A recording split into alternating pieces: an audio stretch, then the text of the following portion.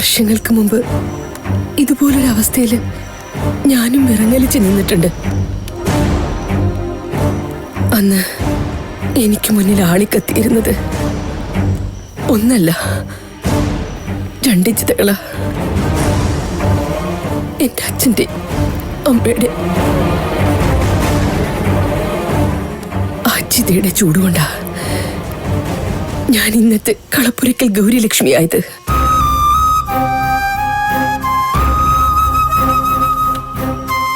നിന്നിൽ ഞാൻ കാണുന്നത് അന്നത്തെ എന്നെ തന്നെയാ മോളെ.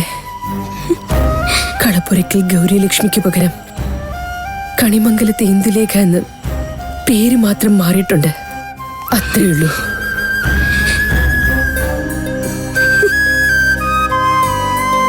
നീയും പൊരുതണം, തളരരുത്. ഇല്ലായ്മകളിൽ നിന്ന് വേണം കരുത്ത് നേടാൻ. കുടുംബത്തിന്റെ താങ്ങും തണലുമായി നിന്ന നിന്റെ അച്ഛൻ ഇന്നില്ല. ആ സ്ഥാനത്ത് നീയാണിപ്പോ. എന്നാലും എന്റെ അച്ഛൻ എന്തിനിങ്ങനെ ചെയ്തു എന്നാ എനിക്ക് മനസ്സിലാവാത്ത. തൊട്ടു മുൻപ് വരെ എത്ര സന്തോഷത്തിൽ കഴിഞ്ഞതാ. ഒരു നിമിഷം കൊണ്ട് ഇങ്ങനെ മാറി ചിന്തിക്കാൻ ആർക്കെങ്കിലും സാധിക്കുമോ?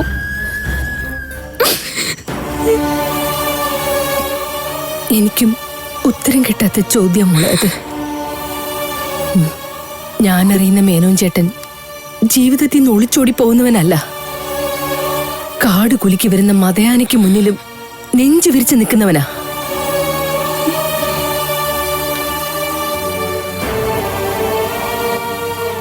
ഒരു കാര്യം മാത്രം ഞാൻ ഉറപ്പിച്ചു പറയാം. അവൾ ഇവിടെ വന്ന് പറഞ്ഞതുപോലെ മോളുടെ അച്ഛൻ ആരെയും ചതിച്ചിട്ടില്ല, പറഞ്ഞു പറ്റിച്ചിട്ടുമില്ല. ഒക്കെ ഊർമിളയുടെ ആഗ്രഹങ്ങളായിരുന്നു. അവളുടെ വാശിക്ക് അദ്ദേഹം നിന്നു കൊടുത്തില്ല എന്ന് മാത്രമാണ് മോളുടെ അച്ഛൻ ചെയ്ത തെറ്റ്. അപ്പോ എന്റെ അച്ഛന് ആരെങ്കിലും മനഃപൂർവ്വം? അങ്ങനെ ഉറപ്പിച്ച് പറയാൻ നമ്മുടെ കയ്യില് തെളിവുകളൊന്നും ഇല്ലല്ലോ മോളെ.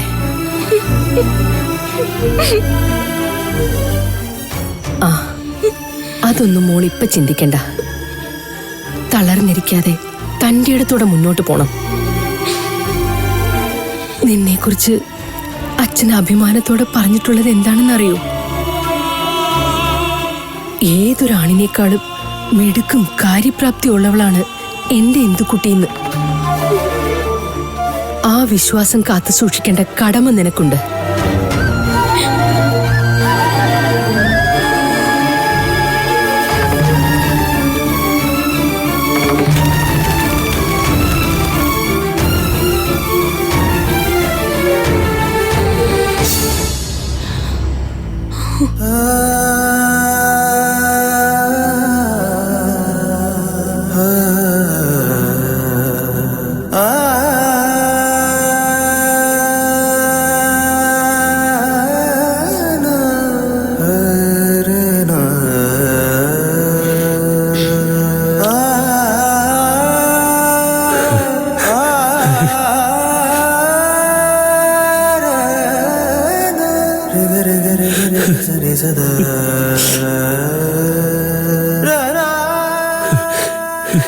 ഇപ്പോഴും വിശ്വസിക്കാൻ കഴിയുന്നില്ല തമ്പി സാറേ. മേനോൻ പോയി.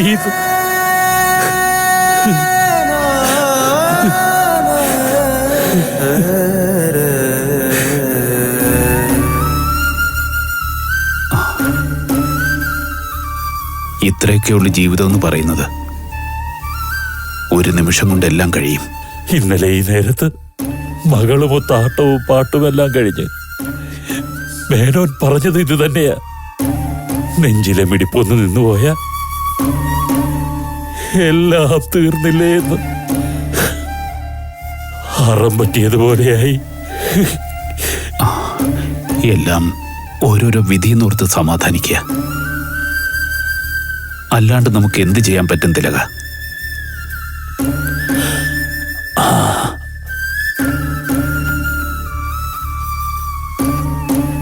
എല്ലാം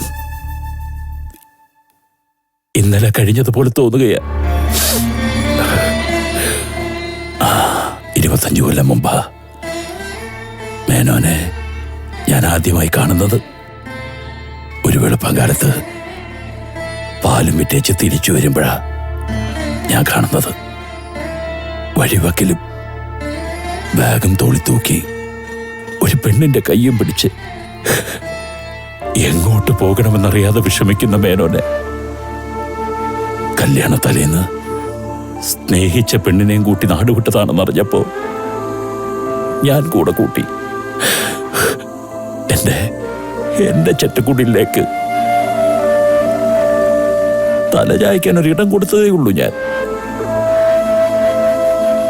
ബാക്കിയൊക്കെ മേനോന്റെ മിടുക്ക.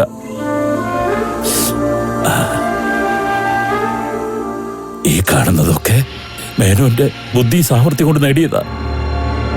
എന്നാലും പാതി വഴിയിൽ ഇങ്ങനെ ഉപേക്ഷിച്ചു പോകുമെന്ന് കരുതിയില്ല.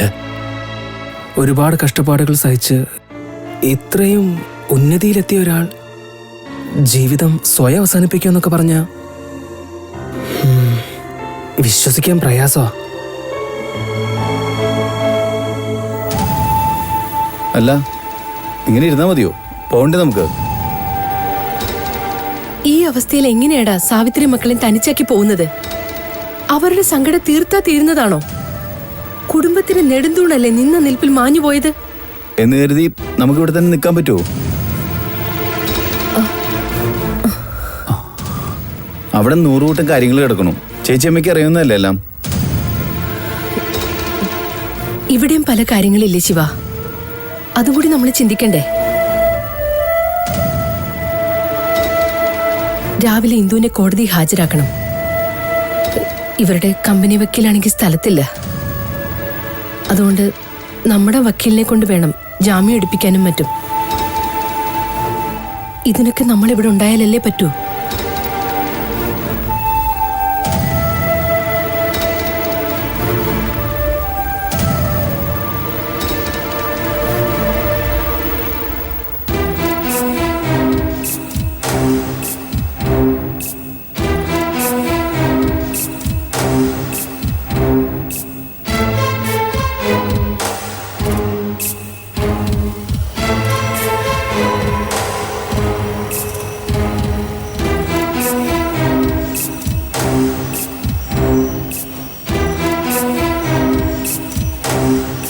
എന്താടാ, എന്താ ഇത്ര സ്വകാര്യം? ചേച്ചിയമ്മ എന്തിനീ ആവശ്യമില്ലാത്ത ഭാരമൊക്കെ എടുത്ത് തലയിൽ വെക്കുന്നത്? ഞാൻ എന്ത് ചെയ്തു? നാളെ കോടതി പോകുന്നതും ജാമ്യം എടുക്കുന്നതൊക്കെ അവരുടെ കാര്യം. അതിന് നമ്മൾ എന്തിനാ അക്ഷയിരുന്നേ? എടാ, ജാമ്യം എടുക്കാനും പറ്റും നമ്മളൊരു സഹായം ചെയ്തെന്നല്ലേ ഉള്ളൂ. ആ കുട്ടി ചെറുപ്പമല്ലേ, കോടതിയും കേസും ഒക്കെയായി എന്തെങ്കിലും പരിചയമുണ്ടോ? സാവിത്രിക്കാണെങ്കിൽ അത്ര പോലും അറിയില്ല. സഹായിക്കാൻ മറ്റാരാ ഉള്ളത്? കല്യാണം മുടങ്ങിയെന്ന് വെച്ച് നമ്മളങ്ങനെ ഒഴിഞ്ഞു മാറുന്നത് ശരിയാണോ ശിവ? കല്യാണം മുടങ്ങിയത് ഒരു കണക്കിന് നന്നായെന്നാ എനിക്ക് തോന്നുന്നത്. ശിവ, നീ എന്താ ഈ പറയുന്നേ? അതേ ചേച്ചിയമ്മേ, ഞാൻ അറിഞ്ഞിടത്തോളം മേനോൻ സാർ കടത്തിൽ മുങ്ങിയിരിക്കുക. ഏതാണ്ട് 50 കോടിക്ക് മുകളിൽ കടമുണ്ട് എത്രേ. കല്യാണം ആലോചിച്ചപ്പോ ഇതൊന്നും നമ്മൾ അറിഞ്ഞതുമില്ല, പറഞ്ഞതുമില്ല. സഹായിക്കാൻ നിന്ന അവസാനം ആ കടബാധ്യത എല്ലാം കൂടി നമ്മുടെ തലയിലാവും. ഈ രാത്രി തന്നെ യാത്ര പറഞ്ഞു പിരിയുന്നതായിരിക്കും നമുക്ക് നല്ലത്. ബിസിനസ്സുകാരാവുമ്പോ കുറച്ച് കടമൊക്കെ ഉണ്ടാവും, അത് സാധാരണയാ. പക്ഷെ മേനോൻ ചേട്ടനുമായിട്ടുള്ള നമ്മുടെ ബന്ധം അങ്ങനെ അങ്ങ് തൂത്തെറിയാൻ പറ്റുമോ? എല്ലാം നിനക്കും അറിയാവുന്നതല്ലേ. 2-3 തവണ ബിസിനസ് അടിപതറി നിന്നപ്പോ നമ്മളെ സഹായിക്കാൻ തയ്യാറായത് ആരാ? ഈ മേനോൻ ചേട്ടനല്ലേ. അതും ഒരു ഉപാധികളും ഇല്ലാതെ എത്ര കോടികളാ തന്ന് സഹായിച്ചത്. അതൊന്നും നമ്മൾ മറന്നു പോകരുത്. അതൊക്കെയാണ് ആ പൈസ ബാക്കിയില്ലാണ്ട് നമ്മൾ തിരിച്ചു കൊടുത്തില്ലേ, പിന്നെന്താ? എങ്കിലും തക്ക സമയത്ത് സഹായിക്കാൻ തോന്നിയ ആ മനസ്സിന്റെ വലിപ്പവും നന്മയും നമ്മൾ കാണാതെ പോകരുത് ശിവ. മേനോൻ ചേട്ടനോടുള്ള നന്ദിയും സ്നേഹവും നമ്മൾ കാണിക്കേണ്ടത് ഇപ്പോഴാ. ആ കുടുംബത്തിന്റെ കൂടെ നിൽക്കണം, മാറി നിൽക്കല്ല വേണ്ടത്. ചേച്ചിയമ്മ ഒന്നും കൂടി ആലോചിക്കും. കൂടുതൽ ആലോചിക്കാൻ ഒന്നുമില്ല ശിവ. എന്തു പറഞ്ഞാലും ഞാനും മഹിയേട്ടനും ഇന്ന് വരുന്നില്ല. നീ വേണമെങ്കിൽ പൊക്കോ, വേണമെങ്കിൽ അനുജന്മാരെയും വിളിച്ചോ.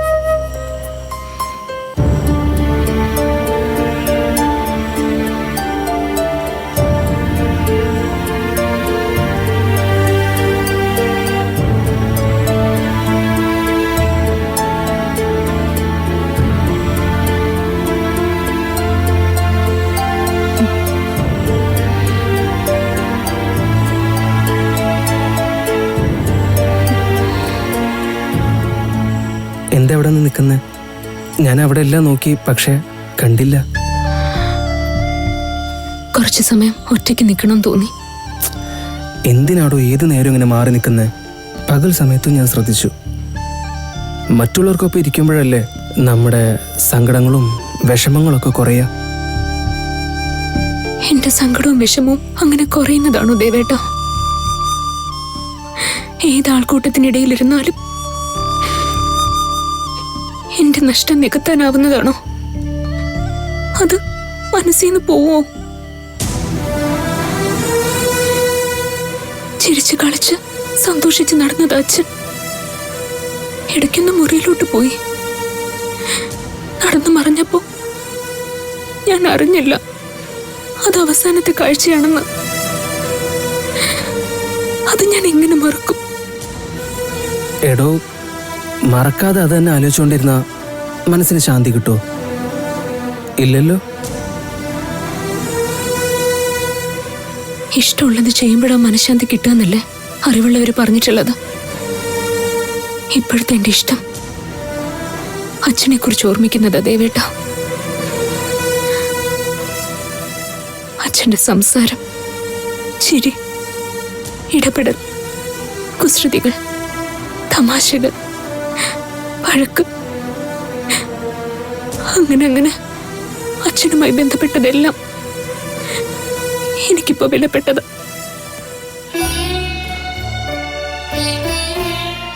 എന്റെ അച്ഛനെ കുറിച്ച് ഞാനല്ലാതെ മറ്റാര് ചിന്തിക്കും? ഇപ്പോഴല്ലാതെ എപ്പോ ചിന്തിക്കും? ഞാൻ മകളല്ലേ. അച്ഛനെ ഓർത്ത് അഭിമാനം കൊള്ളാനും ചിരിക്കാനും കരയാനും ഒക്കെ എനിക്കല്ലേ അവകാശം? അകന്നുപോയവരെ ഓർക്കരുതെന്നല്ല, അവരെക്കുറിച്ച് മാത്രം ഓർത്തുകൊണ്ടിരിക്കരുതെന്നാ ഞാൻ പറഞ്ഞതിൻ്റെ അർത്ഥം. വളരെ ചെറുപ്പത്തിലെ അച്ഛനും അമ്മയും നഷ്ടപ്പെട്ടവനാ ഞാൻ. ആ നഷ്ടബോധം നമ്മുടെ കല്യാണത്തോടെങ്കിലും മാറുമെന്ന് കരുതി. തൻ്റെ അച്ഛനമ്മയും ഞാൻ അത്രയ്ക്ക് ഇഷ്ടപ്പെട്ടു തുടങ്ങിയിരുന്നു. പക്ഷേ വിധിച്ചത് മറ്റൊന്നും.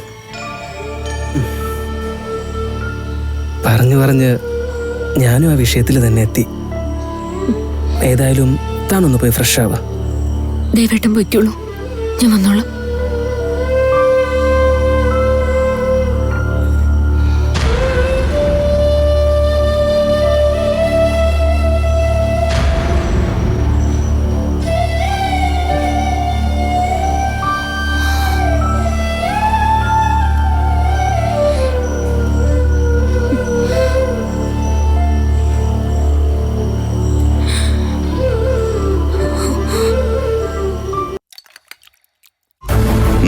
വേണ്ട, അധികം തണുപ്പിക്കണ്ട.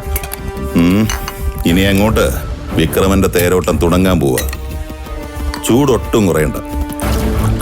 ഇട എങ്കിലേ ജയിച്ചു കയറുമ്പോ ഒരു ഹര ഉണ്ടാവും.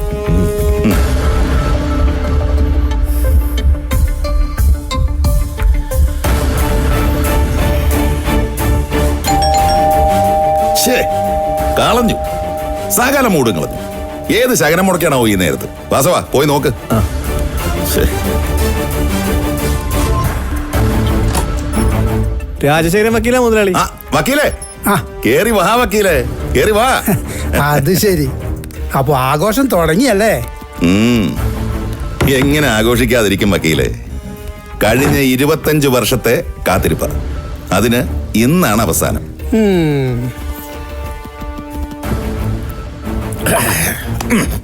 ഇന്നേ ആഘോഷിക്കാനുള്ള ദിവസം. എനിക്ക് മാത്രമല്ല, വക്കീലിനും. വാസവ, ഒഴിച്ചു കൊടുക്കട വക്കീലിന് കടുപ്പത്തിലൊരു പാനീയം.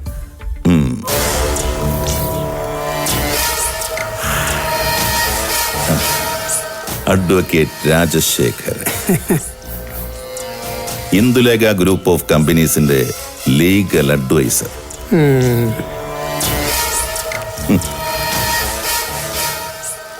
രാമനാഥ മേനോൻ എന്ന ബുദ്ധിരാക്ഷസന്റെ വലം കൈ.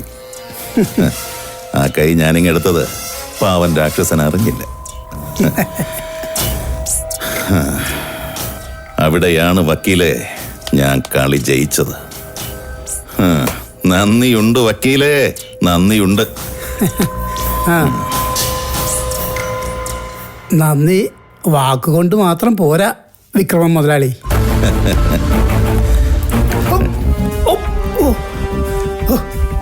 എന്റെ ചങ്ക് കടിച്ചല്ലോടെ വാസവ. അല്ല, നമ്മളെന്താ പറഞ്ഞുകൊണ്ടിരുന്നേ? ഓ, നന്ദിയുടെ കാര്യം. അത് ഈ കടലാസ് രൂപത്തിൽ കിട്ടുന്നതാ എനിക്ക് താല്പര്യം. അറിയാമടോ, സഹായിക്കുന്നവരെ ഒരിക്കലും കൈവിടുന്നവനല്ല ഈ ത്രിവിക്രമൻ. അല്ല, താൻ ആ ഡോക്യുമെന്റ്സ് ഒക്കെ ശരിയാക്കിയോ? അതിൻ്റെ പണിപ്പുരയിലാണ് ഞാൻ. അതെ, നല്ല പണച്ചെലവുള്ള ഏർപ്പാടാട്ടോ. രജിസ്റ്റർ ഓഫീസിലും വില്ലേജ് ഓഫീസിലൊക്കെ ലക്ഷങ്ങളാ മറിയുന്നത്. ദേ, അവസാനം ഞാനൊന്നും അറിഞ്ഞില്ലേ എന്നും പറഞ്ഞ് വിക്രമൻ സാറ് കൈ മലർത്തരുത്. അവന്റെ സ്ഥാവരവും ജംഗമവും എല്ലാം കൂടി എന്റെ കയ്യിലോട്ട് തരുന്ന ദിവസം ദേ തന്റെ മുമ്പിൽ ഞാൻ കൈമലർത്തും. അത് വെറും കൈയല്ല, ലക്ഷങ്ങളുടെ കെട്ടുകളിരിക്കുന്ന കൈ. എന്താ, അതുപോലെ? അത് മതി. അതൊക്കെ ഒന്ന് എന്റെ കയ്യിലോട്ട് കിട്ടട്ടെ വക്കീലേ, എന്നിട്ട് വേണം സകലതിനെ എനിക്ക് അട്ടിച്ചിറക്കാൻ. അവന്റെ ഭാര്യയും മക്കളും റോഡിലിറങ്ങി തിണ്ടുന്നത് എനിക്ക് കാണണം.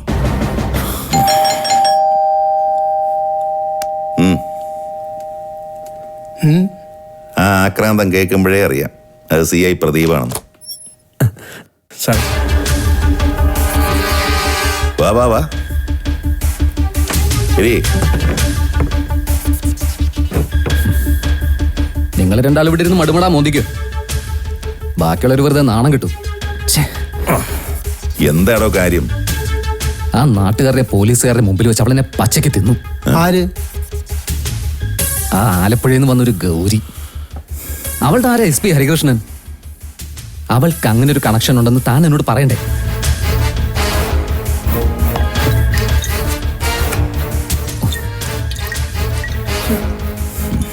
എടോ, അവളോടുള്ള വാശിക്ക് താൻ കരല് വെള്ളമാക്കണ്ട.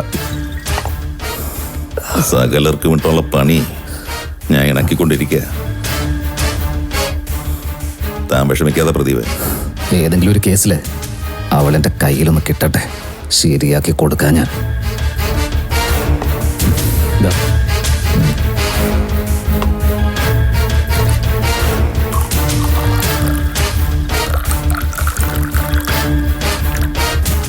ഒരു കേസില് അവൾ എൻ്റെ കയ്യിലൊന്ന് കിട്ടട്ടെ, ശരിയാക്കി കൊടുക്കാൻ ഞാൻ.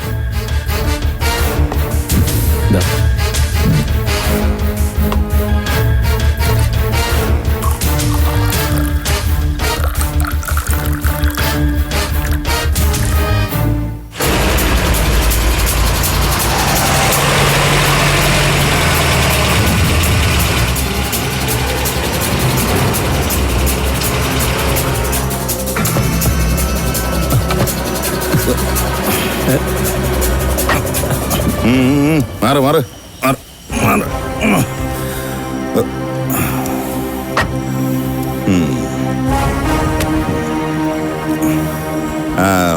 നിങ്ങൾ പോകോ, രാവിലെ കമ്പനിയിലോട്ട് വന്നാൽ മതി. ദാ. ഉം.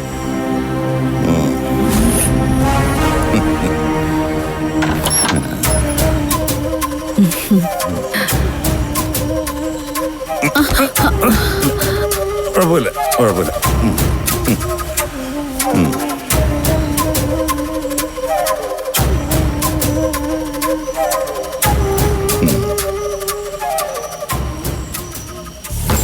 എന്താടേ നിന്റെ മുഖത്തൊരു തെളിച്ചില്ലാത്ത?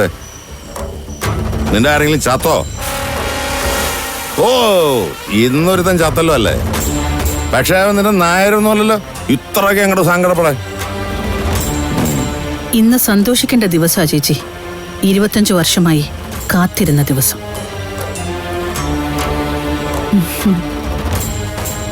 ഉം. 25 വർഷം.